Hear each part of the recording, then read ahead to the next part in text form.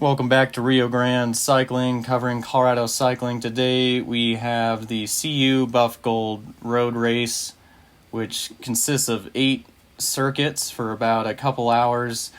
Half of it is dirt, half is paved, and there are a lot of strong teams from collegiate teams and also from club teams in attendance. We have a pretty solid squad today with Cole Tamburri, Alex Marr, Tayne Andrade, who's recording right now on his GoPro. I'm here, Henry York. Do we have anyone else? I think Gabe was here also. Yeah, Gabe as well. You'll see him come through here soon, I think. Yeah, so we start off, that first right-hander comes off the dirt onto this kind of fast pavement pretty immediately up to like 50 kph. But obviously this race, as usual, is really kind of full gas from the start. Really attritional like it was at Roubaix on the off years. We see Rio's being pretty active at the front, but there's lots of other teams from even Cade Bickmore is up here trying to get something early to go. Some riders from CU are really into it, and so everybody's trying to make that early break because a lot of the time this course can stay away from whoever's the strongest to begin with.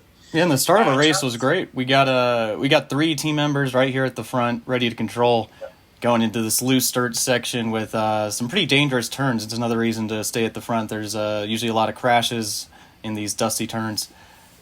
Yeah, the entrance to this was paved recently, which is really nice, but then it gets really loose and kind of chaotic. And it helps to know this course really well because you can see kind of how these turns play, know the right lines. It's obviously pretty spread out to begin with. Kate's off the front there, but we've got some representation up at the front, and it's kind of all over the road, super spread out. And then this section leads into this dirt climb, which we're going to see in a couple of turns here. This left-hander, I think, is the hardest on the course. It really kind of goes tight and is super loose, and there's not, but obviously, I think that's Henry took it really, really well there. And then I think there's still Cade up the road. They're coming into this first climb on the first lap. It's obviously really hard. You can tell by the way Henry's riding up here, and Henry's trying to get away. Cade is trying to get away. Cade would eventually make a break happen, I think, on the flat section on the first lap, but then unfortunately would crash out on the second dirt section at the end of the first lap. So he was all right, but just kind of a nasty little spill in the loose. So this is the Crane Hollow climb. We're sort of right on him, right there. It's really hard from the start. You can see Tayne spiking up to over 700 watts, pretty sustained, and trying to attack over Cade and Henry. And then we turn off of Crane Hollow onto the road. Yeah, and Tayne finishes his move, and Nico Tabarez is about to launch here on the right, and I'm going to follow that. So we're kind of counterplaying these moves. We're not necessarily. Anderson, actually. Oh, that's Ian Anderson. Okay. Yeah. Yep. Yeah. And then Sam Hart. Yeah, and there's me, I think, and then a few others. And that all came back together, and we're about to hit the last dirt section, which goes into a kicker at the finish. And here I think I don't know who's from Kelly there, but I see Cade Bickmore from the Echelon, and our guy, I think Alex was right there. But this, I think it's shut down pretty well, pretty quickly. That's Luca, maybe. And this right-hander is tough also because there's right-hand into this dirt section. It's pretty fast, and then the turns. Yeah, there's kind of one line on all of them. So Bryce Fitzy is leading the group onto this dirt section, kind of setting up. I think maybe he had a guy up there, I'm not sure. And then this first kind of quick little downhill into the right-hander tends to make a single file because there really is only one line to go. Here is going into the little chicane to the finish. There's Robert Strobel up there. Jorge, I think, from CSU. And I think we'll see Cade on the side of the road here, unfortunately, having just crashed. Yeah, there he is. He's at the front of the group. But it wasn't really a way. It was more just kind of super spread out. You can see, obviously, it's super hard by the end of this first lap. That's just the one down. I think it was certainly the KOM in the course on that first lap. Yeah, no team really wants to control this whole thing for a sprint. It seems like every team wants to get into the breakaway, and so you're constantly seeing moves go off the front, and that's going to continue throughout the day. Yep. So here, yeah, it's the run into the first start section on the second lap, and so I think a CSU move. Well, there's Lucas covering at least. Not sure who initiated, but it's super aggressive at the front once again. Fort Lewis, Clash shut it down. I think everybody's sort of sprinting, trying to get into the break, so it's not super coordinated. And then the guys at the front sort of just slow up a bit. I think that's Alex up there, and maybe Gabe. And then here's Tayne leading on the. There's Alex being super aggressive. Will Myers from Colorado College, Ian Emerson again, and then Fort Lewis. Yeah, so they were pretty well represented here. Yeah, Alex told me before this race, his race plan was just to go dummy, so that's what he's doing, I guess, here on the front up the Crane Hollow climb. Yeah. Yeah, no, it was around this time, I think that, I'm not sure. At some point, Henry and I I can't remember which lap it was, but Henry and I get taken off the back. Hard to tell because Tayne was in the front group. By a crash on Crane Hollow, somebody just kind of overtook the corner and went off the road. This might have been it, but it would have been behind. I think maybe it was a little bit later. And we were chasing pretty hard to get back on afterwards. Fortunately, it came all back together. But yeah, this was pretty... It was pretty gnarly through this last turn because you're doing kind of this like left and then right onto the pavement. You see Tayne's... Tayne's giving it some bit of a gap here. But I think that's the right move on this course. Yeah, and there you go. There's the crash, and I think that holds up you, Cole. That was Morgan from Full Send. Simon just made it through, and then can't see it in the camera, but Henry and I got caught out right back behind. I just kind of went over Morgan, unfortunately, there. So yeah, it's still kind of hard up here. I think they toned it down a bit after a while. We were chasing pretty hard in the group behind to make it back on. It didn't look like we were going to get there for a while, but fortunately they slowed a bit at some point, and we were able to get back on there. This is Ian Anderson, and that I think is Nico right on the front, and Tayne trying to go over a little bit, not too hard. It's just kind of 355, 400. But yeah, still super hard up the front here.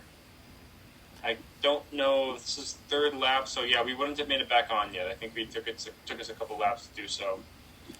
But everybody's up here. CSU is representatives, CU, Rio, Will Myers from Colorado College. And yeah, it kind of looks like the racing stayed pretty much the same way it was for the first couple of laps. Yeah, and unfortunately, Alex and Tayne, you've seen, have been doing a lot of work in this race, bridging to moves, attacking, and so that's going to really wear them down, unfortunately. And Cole was kind of our favorite for this race, and this is his home race. And so him and I getting caught up in this crash really set back our game plan for this race today. But yeah, we're spending this time really hustling to try and get back in the race. Yeah, here, I can't recall this. So the track on the right there is not correct for this, but this will be Crane Hollow again. And once again, it's single file, kind of by design. I mean, it's there's really one sort of line in all these quarters. As I said. So here's Ian, but it's pretty controlled. This is not the hardest it's been, just kind of spread. It looks maybe hard spread out because everybody's in a line, but here we go. So this is the front group of like maybe 20 guys are left, and then there'll be a bigger group behind. I don't know if it's in the shot, but there is a bigger group behind. That'll consist of me and Henry and a couple other guys from other teams who are all working really hard to make it back on. So we can always see them because it's a pretty wide open course, as tends to be the case in Colorado. But yeah, here we come. But yeah, that's a lot of ground to make up, and everybody's going super, super hard. Yeah, and this is usually how this race goes. You start with 50 or 60 people, and with these little kickers and people losing ground in the turns and crashing, you get these splits, and all of a sudden the lead group's down to 20, 15 people pretty quickly. Because we're only 3 laps in as we finish up Crane Hollow here. And I think that maybe in this next straightaways when it comes back together, the good part about it being such a big group up front is that the group in back doesn't have quite so many people to fight against when they're trying to make it back on. If it's a big group of like 50 or 60, then, it's pretty much over if you any more than like a 10-20 second gap opens up, or even more than that. But with a small group of guys who have been going really hard in the technical course, it's always possible. So yeah, always kind of keeping the pressure on and trying to get back will pay off. Tayne takes quite the line there. Yeah, I've been watching his lines throughout this, and you can tell he's getting back into racing here. Yeah, for sure.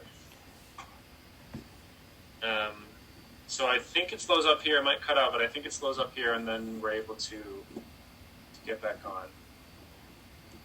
Yeah, here's a bit of a slow. I think Tayne then goes to the front and really shuts it down. So it kind of was hard, kept being hard, and then everybody sort of shut it down. We had our middle of lap 3, which was nice for the guys who were caught up in the crash. And now I think it should be everybody is together. There's Will Myers trying to attack up the start-finish, which is a tough place to make a break happen. Luke Mather for the first time is seen there. It's a tough place to make a break happen because, it's everybody's going hard. It's not a super hard, not the most technical section. And then you have this big straightaway to get back on. So unless you have a really good timing, that's kind of a tough place to get away, but they're trying anyways. It's a group of, should be a little bit bigger now. There's Pat. There's Carson. Yeah, he was caught up in the crash with us, so we should all be back together. And honestly, when we got back on after that, I was hurting really bad. This is kind of the beginning of like I was dealing with some back pain. I really wanted a good result of this race, but just trying to save energy after getting back in was kind of the move here. Yeah, and I'm in the same boat. I'm really hurting at this point, so we're just trying to relax, although we still got to sprint out of these turns, as you can see. Yeah, but on the other hand, you do get a wave of kind of an extra wind when you get back on when you think your race is over, and so there's still something that we can maybe do. So now we're on mid-4th lap. It's hard once again.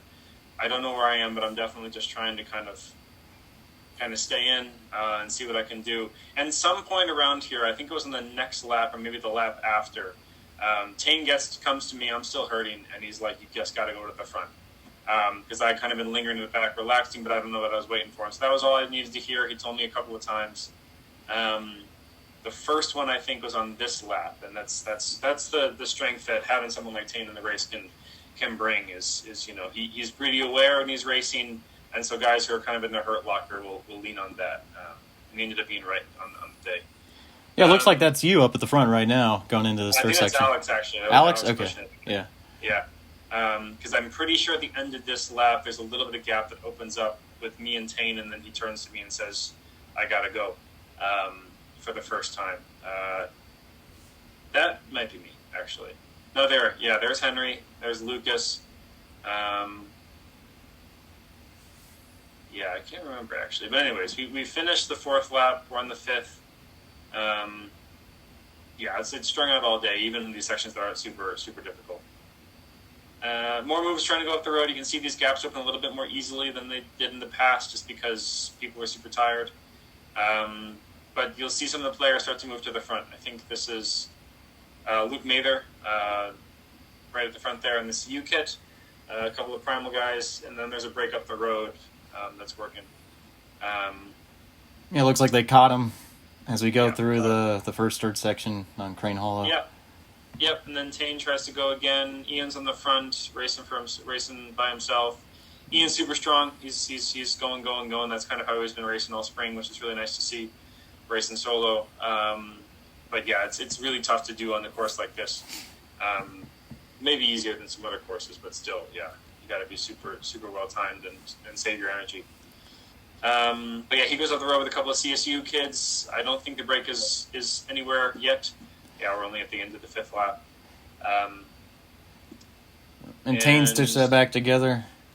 Yep, he took it back together, and then I think we're all together for this. So it's starting to bunch up a bit, which is kind of hairy in that corner. There's Henry, took a very nice line. I think these are some other categories. So at this point, I think we had Henry. It was Henry, Alex, Tayne and myself run the group. I think Gabe had flatted earlier in the race, unfortunately.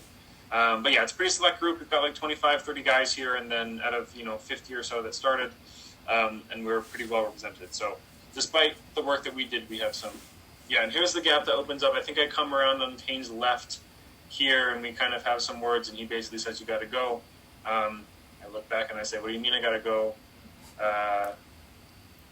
But yeah, we end up stitching it back together. There I am again, in front of Tayne through Crane Hollow.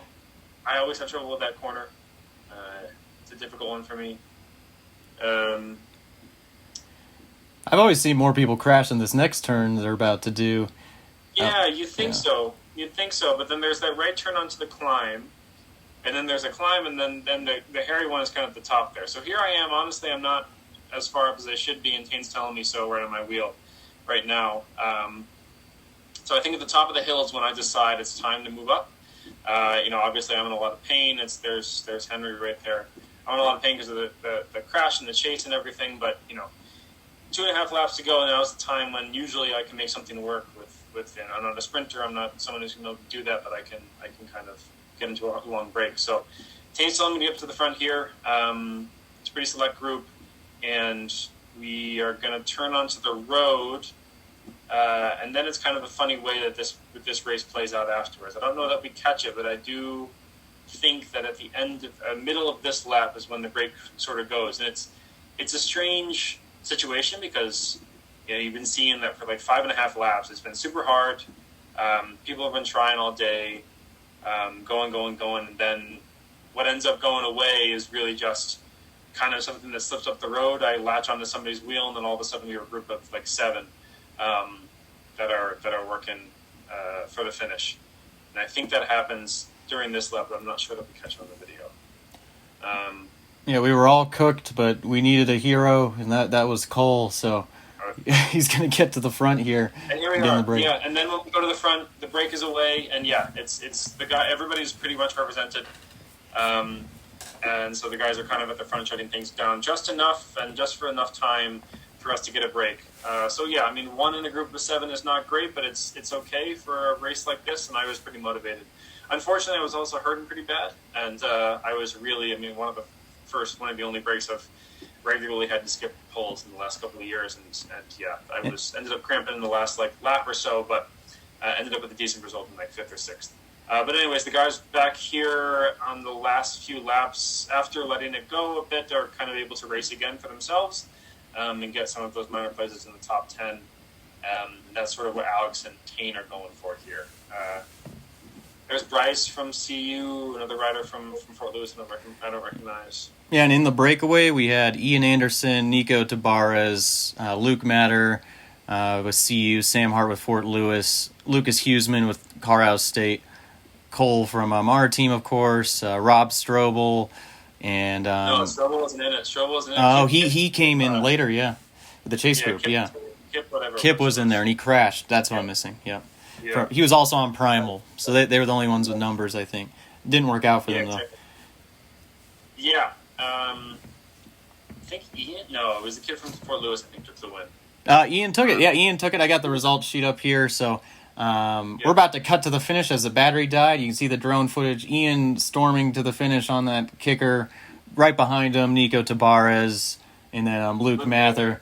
Yeah. We got 4th place, Sam Hart with Fort Lewis just rolling through. And then this should be Lucas Huseman, Colorado State, also on Rio, but racing for CSU this time. We got Cole Tamburri bringing it in, 6th place. So we were just happy to get someone in the break after our misfortune in the race. Not too bad, not too bad. And Strobel and Tayne come in pretty soon after. Oh, no, there's Tayne right there. Yeah, that's the chase group, yeah. So 9th. So yeah, it's obviously not what you're looking for. You want to take the win. But given some bad luck, and yeah, it's just a hard race, kind of chaotic, and obviously Ian was just super strong. We were pretty happy. I was okay with the result, anyways. I was kind of bare minimum that I would have been happy with. So yeah, so it was a great race. I really love the Buff Gold Boulder Roubaix races that CU puts on. Hoping I can make it out to the Roubaix this year if they have it. Nico Tabarez moved into 1st in the Rocky Mountain Road Cup from Adventure Cycling. he followed up a second place at the Maverick Classic with a second at the Buff Gold Road Race. Tayne and Cole from Rio Grande are holding steady up in second and third with decent results in the Buff Gold. And Ian Anderson has moved up into fourth with that win at the Buff Gold today.